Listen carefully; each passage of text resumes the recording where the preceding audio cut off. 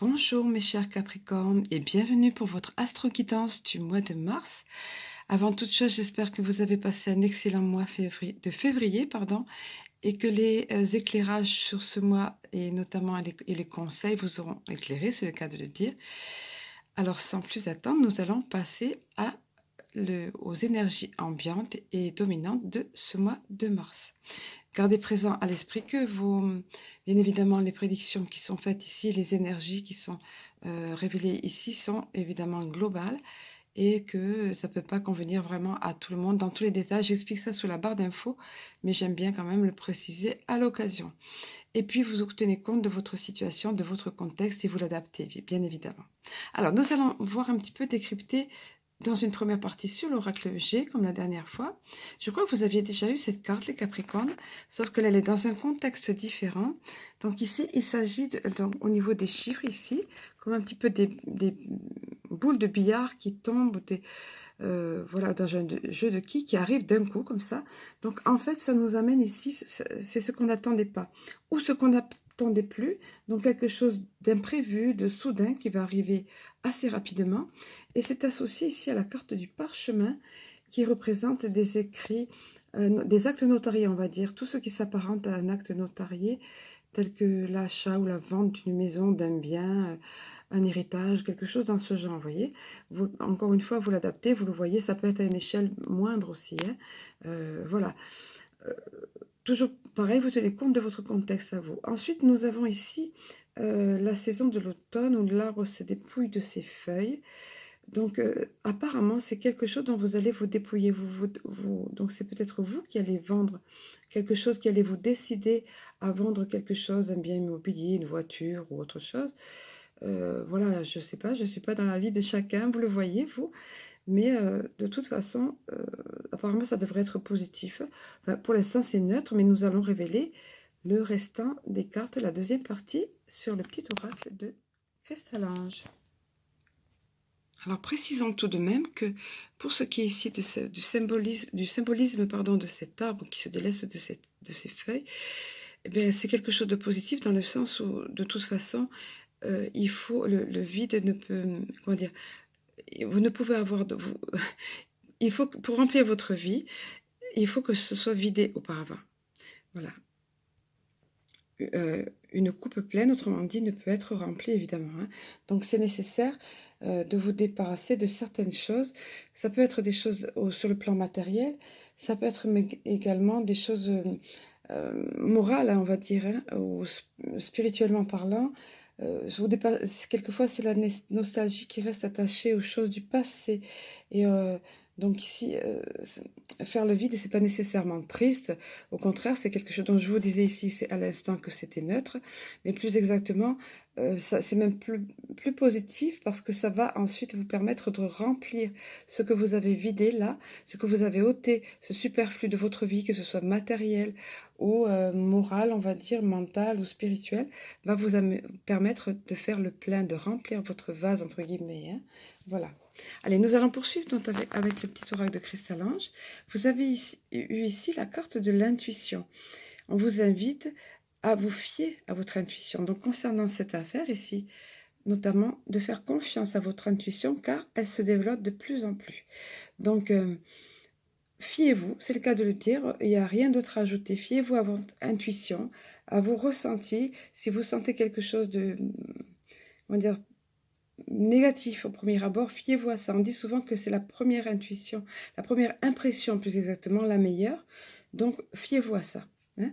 Mais de toute façon, on revient ici sur le côté positif du fait de faire le vide parfois pour pouvoir justement remplir ensuite. Eh ben, c'est qu'un temps de paix et d'espoir s'annonce. C'est ce qui vous est dit ici, hein.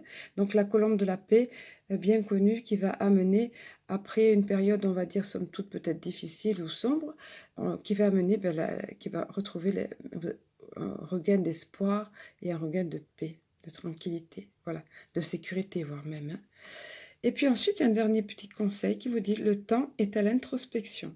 On vous invite ici à prendre du temps pour vous, à vous recueillir en vous-même. Voilà, ça vous sera de toute façon favorable. Voilà, je vous remontre un petit peu ici ce que nous avons jusqu'à présent et nous allons conclure avec l'énergie globale, la synthèse un petit peu du tirage, le conseil global, nous allons dire, avec les portes de l'intuition. Voilà, voilà qui est hautement bénéfique. Regardez comme c'est magnifique, cette belle corbeille là qui représente, qui foisonne et qui représente l'abondance. Alors ici, nous allons voir les conseils qui sont tout à fait pertinents et intéressants. Donc, on parlait tout à l'heure qu'il faut savoir faire le vide parfois pour justement amener le plein dans sa vie, donc amener l'abondance. Hein. On vous dit de vous fier à votre intuition. Et là, on vous dit la phrase clé de cette carte est « Sentez-vous mériter le meilleur sans aucune condition en contrepartie ». On va voir un petit peu dans quel sens vous pouvez amener l'abondance en vous, dans quel sens vous pouvez remplir, après avoir vidé ce qui était superflu, hein, vous remplir votre vie, vous remplir matériellement ou autre. Nous allons voir les conseils pertinents concernant ici cette carte de l'abondance. Alors, il nous est dit, excusez-moi pour la caméra, c'est pas évident de tenir. Alors, votre réponse se trouve dans l'acceptation de l'abondance. Sentez-vous mériter le meilleur sans aucune condition en contrepartie. Voilà. Il vous faut déjà commencer par sentir que vous avez droit au meilleur, voilà, pour l'attirer à vous. Hein. Alors, je poursuis. Prenez conscience de vos manques, de vos frustrations, surtout ceux qui ont tendance à se reproduire. Cette carte révèle votre adhésion à un esprit de manque. Votre expérience de vie, vos expériences de vie vous ont poussé dans les bras donc de ce sentiment de manque, hein, apparemment.